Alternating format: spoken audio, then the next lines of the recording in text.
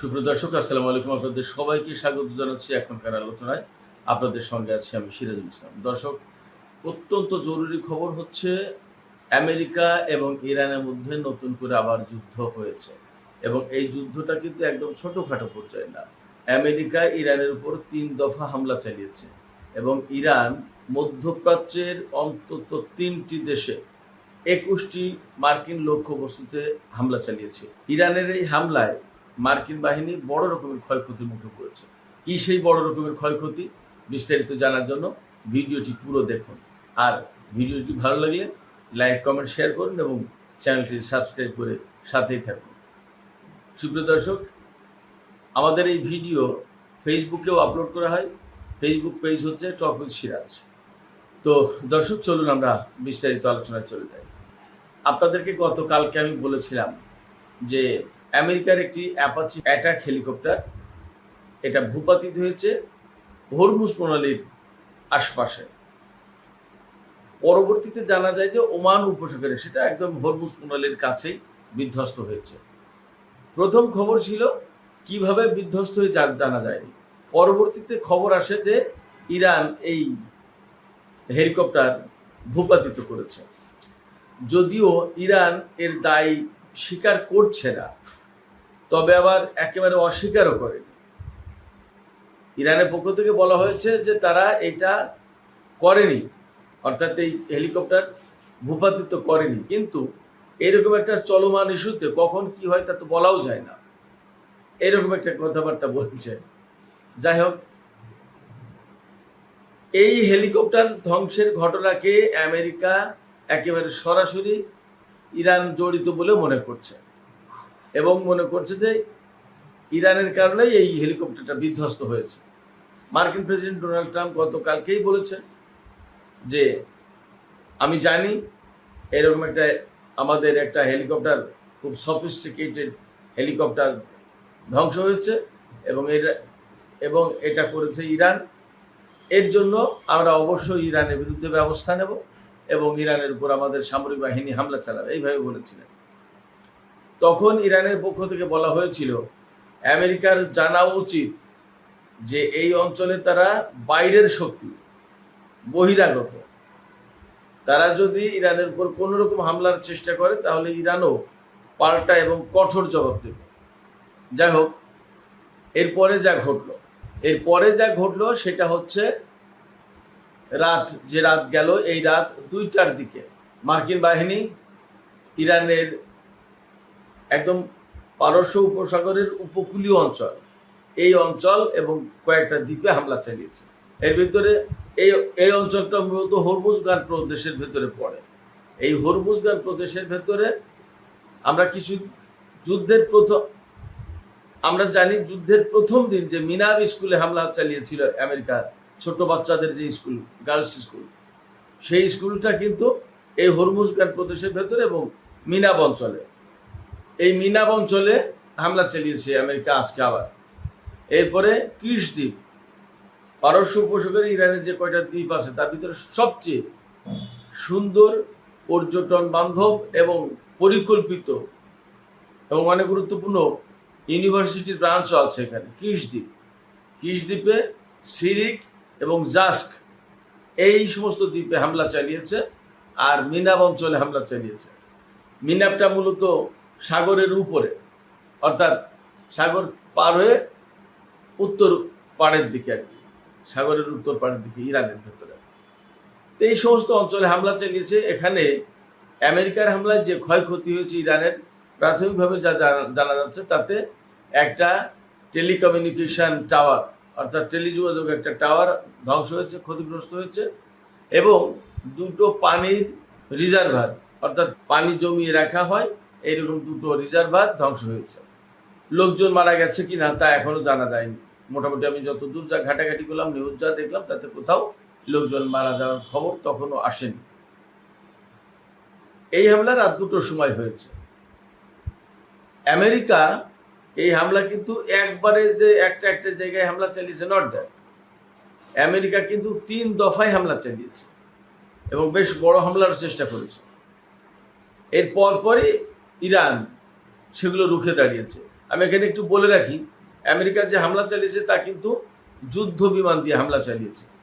আমেরিকার এই হামলার পর ইরান রুখে দাঁড়ানোর চেষ্টা করেছে এবং ইরান তাৎক্ষণিকভাবে রাত 2:30টার দিকে কুয়েত, বাহরাইন এবং জর্ডানের উপরে হামলা চালিয়েছে। আমি আপনাদেরকে একটা কথা বলে রাখি, সবসময় যে বলি যে কুয়েত, বাহরাইন, জর্ডান বা আরব আমিরাত বা সৌদি আরব বা কাতার এদের উপর হামলা চালিয়েছে, এদের উপর হামলা চালানো মানে রাষ্ট্র সৌদি, রাষ্ট্র কাতার, রাষ্ট্র জর্ডান, এই সমস্ত দেশটা রাষ্ট্রের উপর হামলা চালায়নি ইরান। হামলা চালিয়েছে ওই সমস্ত দেশে থাকা মার্কিন ঘাঁটির উপরে। এইটা আপনারা সহজে বুঝে নেবেন। আপনারা কখনোই এইটা রেফারেন্স হিসেবে ব্যবহার করবেন না বা ভাববেন না যে সিরাজ ভাই যে বললো যে সৌদি আরবের উপর হামলা চালিয়েছে। সৌদি আরব বা কাতার বা কোনো দেশের উপর হামলা চালাচ্ছে না ইরান। ইরান হামলা চালাচ্ছে ওই সমস্ত দেশে থাকা মার্কিন ঘাঁটি, মার্কিন অবস্থানের উপর। যাই হোক, কুয়েতের আলী আল সালেম বিমান ঘাঁটিতে হামলা চালিয়েছে ইরান। তারপরে হামলা চালিয়েছে বাহরাইনের ৫ম নৌবহরের ঘাঁটিতে। বাহরাইনে আমেরিকার ৫ম নৌবহরের ঘাঁটি আছে, সেই ঘাঁটিতে। আর হামলা চালিয়েছে জর্ডানের আল আজরাক বিমান ঘাঁটিতে। এই বিমান ঘাঁটিতে আমেরিকার F-35 যুদ্ধ বিমান থাকে। যাই হোক, আমি এগুলোর বিস্তারিত বলার চেষ্টা করছি। আলী আল সালেম বিমান ঘাঁটি যেটা কুয়েতে, আপনারা সবাই জানেন, এর আগেও এই যুদ্ধবিরতির ভিতরে গত 1-1.5 সপ্তাহের ভেতরে 2-3 দফা কিন্তু হামলা চালিয়েছে ইরান এই আলী আল সালেম এয়ারপোর্ট বা এয়ারবেজের উপরে, আমেরিকার এয়ারবেজ মূলত। সবচেয়ে দুঃখজনক হচ্ছে যে এই সমস্ত মুসলিম দেশ, প্রত্যেকটা দেশ স্বাধীন দেশ, তাদের প্রত্যেকটা জায়গায় নিজেদের বিমান ঘাঁটি বা সামরিক ঘাঁটি নেই। আমেরিকার সামরিক ঘাঁটি শুধুই বলতে হয় আমেরিকার অমুক এয়ারবেজ, আমেরিকার অমুক নৌবহর, আমেরিকার অমুক ঘাঁটি। এগুলো অত্যন্ত দুঃখজনক। এগুলো স্বাধীন দেশে নিজেদের নিরাপত্তা নিজেরা তৈরি করতে পারেনি। সবচেয়ে বড় কথা হচ্ছে নিজেদের নিরাপত্তা নিজেরা প্রত্যেকটা দেশ এমনি তৈরি করে থাকতে পারত। আমেরিকাকে এনে আমেরিকা কি তাদের নিরাপত্তা দিতে পেরেছে? লাভটা কি?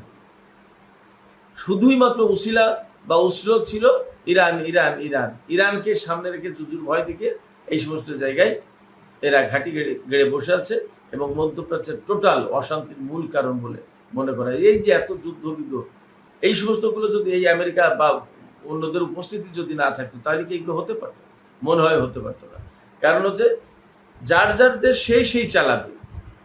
এখানে এমন কোনো আগ্রাসী দেশ নেই যে নিজে গায়ে পড়ে আঞ্চলিক কোনো দেশের উপর আগ্রাসন চালিয়েছে। আমরা আজ পর্যন্ত দেখিনি। ইরান 1979 সালে ইসলামী বিপ্লব সফল হওয়ার পর এই দেশটা পুরো দেশের উপর আগ্রাসন চালিয়েছে, আমরা তো এরকম দেখলাম না। সে বরং অনেক ক্ষয়ক্ষতির শিকার। এই ইরানটা বহু বছর ধরে সয়ে আসছে, এখন একদম উপায়হীন হয়ে চূড়ান্ত একটা সংঘাতের দিকে গেছে। উপায় তো নেই, তাও তো সে সংঘাতে যায়নি। তাদের ওপর হামলা চালিয়েছে, ইরানের উপর হামলা চালিয়েছে, তাদের সর্বোচ্চ নেতাকে হত্যা করেছে, তাদের শিশু নারীদেরকে হত্যা করেছে, প্রচুর পরিমাণে বেসামরিক লোকজনকে হত্যা করেছে, তাদের পরমাণু কর্মসূচি, পরমাণু স্থাপনের উপর হামলা চালিয়েছে। এরপরে ইরান পাল্টা জবাব দিতে গেছে। তার আগে তো ইরান কারোর সাথে যুদ্ধ করতে যায়নি। বেসিক্যালি ইরানের ভয় দেখিয়ে এই সমস্ত জায়গায় নিজেদের ঘাঁটি গাড়ার ব্যবস্থা করেছে এবং আরব অঞ্চলের দেশগুলো আমেরিকাকে সেই ঘাঁটি গড়ার সুযোগ দিয়েছে। যাই হোক, তো আলী আল সালেম এয়ারপোর্ট যেটা মার্কিন এয়ারবেজ, তাতে হামলা চালিয়েছে। এর আগেও কয়েক দফা হামলা চালিয়েছে। ক্ষয়ক্ষতি সেখানে কি পরিমাণে হয়েছে তা জানা যায়নি। তবে মনে রাখার ব্যাপার যে কুয়েত হচ্ছে ইরানের সবচেয়ে কাছে। যে 3টি দেশে হামলা চালিয়েছে আজকে ইরান, কুয়েত, বাহরাইন এবং জর্ডান, এর ভিতরে কুয়েত হচ্ছে সবচেয়ে কাছের দেশ। যাই হোক, এবং এখানে হামলাটা চালানো ইরানের জন্য একেবারেই খুব সহজ আমি মনে করি, খুব কাছের দেশ। এবং এর আগে আলী আল সালেম এয়ারপোর্টে বেশ বড় রকম ক্ষয়ক্ষতি হয়েছিল। আজকে কি রকম ক্ষয়ক্ষতি হয়েছে তা জানা যায়নি। তবে আজকে যেহেতু আমেরিকা ইরানের উপর 3 দফা হামলা চালিয়েছে এবং ক্ষতির মাত্রাটা বেশ খানিক, 2টো রিজার্ভার, পানির রিজার্ভার ধ্বংস হয়ে গেছে, একটা টেলিকমিউনিকেশন টাওয়ার ধ্বংস হয়েছে, সেক্ষেত্রে ইরান আজকে বড় রকমেরই হামলা চালিয়েছে। আপনারা খেয়াল করুন যে মধ্যপ্রাচ্যের টোটাল 3টা দেশে 21টা লক্ষ্যবস্তুতে হামলা চালিয়েছে। তো কুয়েতে হামলা চালানোর পর আমরা বাহরাইনের হামলার খবরটা একটু আলোচনা করি। বাহরাইনের পঞ্চম নৌবহরের ঘাঁটি, আমেরিকার যে পঞ্চম নৌবহরের ঘাঁটি, এই পঞ্চম নৌবহরের ঘাঁটিতে হামলা চালিয়েছে। আমি সবসময় বলি আমেরিকার পঞ্চম নৌবহর খুবই বড় এবং বিরাট ব্যাপার। এই পঞ্চম নৌবহরই কিন্তু পুরো পারস্য উপসাগর, হরমুজ প্রণালী, ওমান সাগর, আরব সাগর, ভারত মহাসাগরের অংশবিশেষ এবং লোহিত সাগর, এই পুরো অঞ্চলের দেখভাল, নজরদারি, তাদের ভাষায় নিরাপত্তা, এগুলো সব মেনটেন করতো এই পঞ্চম নৌবহরের ঘাঁটি থেকে, বাহরাইন থেকে। এবং আমেরিকা দাবি করে সেটা হচ্ছে যে এই সমস্ত গুরুত্বপূর্ণ নৌ রুট, এই সমস্ত রুটে তো প্রচুর পরিমাণে তেল এবং গ্যাসের চলাচল, অর্থাৎ তেল গ্যাস পরিবহন করা হয় এই রুটে, হরমুজ প্রণালী দিয়ে, আরব সাগর দিয়ে বা ভারত মহাসাগর, ওমান উপসাগর দিয়ে, বাব আল মানদেব প্রণালী, লোহিত সাগর দিয়ে। তো এই সমস্ত এলাকা দিয়েই তো তেলের চালান, গ্যাসের চালান যায়। এর সকল নিরাপত্তার দায় দায়িত্বে ছিল আমেরিকা, বা আছে আমেরিকার এই পঞ্চম নৌবহরের ঘাঁটি। কিন্তু ফ্যাক্ট হচ্ছে আমেরিকার কাছে আসলে কে নিরাপত্তা চেয়েছে আমি এটা বুঝি না। কারণ আঞ্চলিক দেশগুলো, আমেরিকা যদি এখানে না থাকতো, আঞ্চলিক দেশগুলো যদি তাদেরকে যদি শক্তিশালী করা হতো, আমেরিকা যদি বলতো যে বাহরাইনে আমার থাকার দরকার নেই, কুয়েতে থাকার দরকার নেই, সৌদি আরবে থাকার দরকার নেই, কাতারে, ওমানে, সংযুক্ত আরব আমিরাতে কোথাও থাকার দরকার নেই, এই দেশগুলোকে, প্রত্যেকটা দেশগুলোকে যদি শক্তিশালী করে তুলতো, তাহলে এরাই তো এই নৌ রুটে নিজেদের নিরাপত্তা নিজেরাই দিতে পারতো। সমস্যা কি ছিল? সমস্যা ছিল না। কিন্তু তা করেনি। তা না করে বরং এই সমস্ত দেশে আমেরিকা নিজের ঘাঁটি করেছে এবং তারা সামরিক বাহিনী মোতায়েন করেছে এবং এই অঞ্চলের উপরে নিরাপত্তা নয়, বেসিক্যালি আধিপত্য প্রতিষ্ঠা করেছে, যেটা নিয়ে এখন দ্বন্দ্ব। তো এই বাহরাইনের নৌবহরের ঘাঁটিতে হামলা চালিয়েছে ইরান এবং ব্যাপক মাত্রায় হামলা চালিয়েছে। আমি যা শুনতে পাচ্ছি যে ক্ষয়ক্ষতির পরিমাণ যথেষ্ট। কারণ পঞ্চম নৌবহর এমন একটা দেশে, যে দেশের সাথে ইরানের কিন্তু ব্যাপক দ্বন্দ্ব। সংযুক্ত আরব আমিরাতের সাথে যেমন ইরানের দ্বন্দ্ব, তেমনি বাহরাইনের সাথে কিন্তু ইরানের দ্বন্দ্ব। কেন? বাহরাইনের সাথে দ্বন্দ্বের মূল যে জায়গাটা, সেটা হচ্ছে বাহরাইনের 70% বেশি শিয়া জনগোষ্ঠী। অথচ এটা তো আসলে এই যে আরব শাসক যারা, তাদের তো আর বিশেষ কোনো ধর্মের ব্যাপার আসলে তো নেই। নামে নামে সুন্নি, ধর্মের প্রতি তাদের তো দরদ ভালোবাসা থাকার কোনো কারণ দেখি না। ধর্মের প্রতি যদি দরদ ভালোবাসা থাকতো, তাই তো মুসলিম উম্মার চিন্তা করতো, সেটা তো নেই। ধর্মের প্রতি ভালোবাসা বা মানুষের প্রতি ভালোবাসার পরিবর্তে এই সমস্ত জায়গায় শিয়া সুন্নির বিভেদ সৃষ্টি করা হয়েছে এবং শিয়া জনগোষ্ঠীকে ব্যাপকভাবে সংকটের ভিতর রাখা হয়, জুলুম নির্যাতনের ভিতর রাখা হয়, এরকম কথাই তো শোনা যায়। এবং শিয়া জনগোষ্ঠী বলে যে তাদেরকে বৈষম্যের শিকার করা হয়েছে, তাদের উপর বৈষম্য চালানো হয়, তারা বৈষম্যের শিকার। 2011 সাল থেকে কিন্তু বাহরাইনে প্রচণ্ড আন্দোলন চলে আসছে এবং সেখানে 2011-12 সালে কিন্তু সরকারের পতন হয়ে যায় এরকম একটা অবস্থা। তখন সৌদি আরব এই বাহরাইনে সামরিক বাহিনী মোতায়েন করেছিল বাহরাইনের সরকারকে টিকিয়ে রাখা যাবে। আর বাহরাইনে পঞ্চম নৌবহরের ঘাঁটি যেহেতু মার্কিন, সেখানে মার্কিন সরকারের সমর্থন তো ছিলই।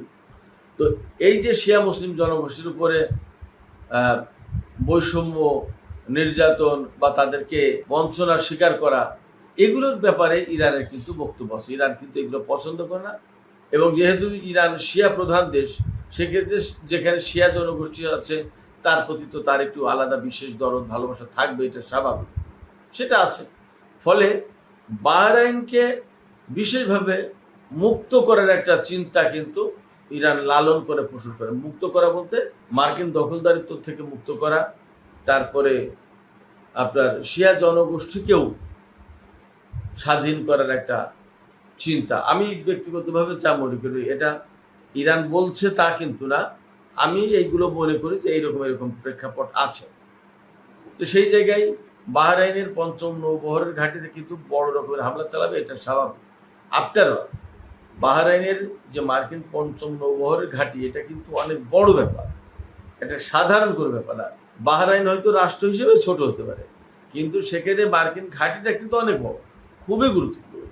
একটা বিষয় খেয়াল রাখেন, অত্র অঞ্চলের সবচেয়ে বড় নৌবহরের ঘাঁটি হচ্ছে এই পঞ্চম নৌবহরের ঘাঁটি বাহরাইনে, আর কাতারে আল উদেইদ ঘাঁটি হচ্ছে সবচেয়ে বড় মার্কিন বিমান বাহিনীর ঘাঁটি, যেখান থেকে পুরো সেন্টকমের টোটাল নজরদারি, রাডার সিস্টেম সমস্ত সবকিছু পরিচালনা করা হয় এখান থেকে।